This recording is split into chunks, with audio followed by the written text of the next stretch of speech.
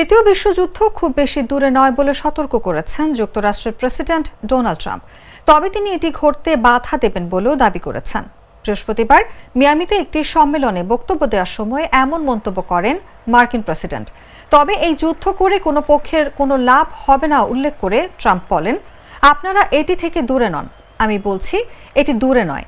যদি বাইডেন সরকার আর 1 বছর থাকতো তাহলে আপনারা তৃতীয় বিশ্বযুদ্ধে থাকতেন।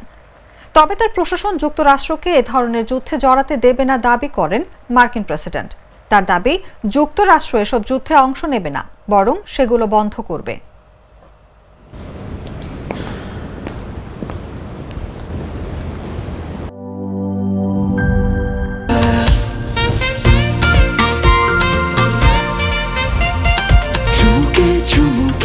Enjoy the life, চলো উড়াই খুশি তুলে নিয়ে হাতে। Cheer up, oh oh, cheer up, oh oh, cheer up, oh oh, cheer up. চিল হবে রিফ্রেশিং মুডে। চিয়ার আপ, চলো উড়াই খুশি।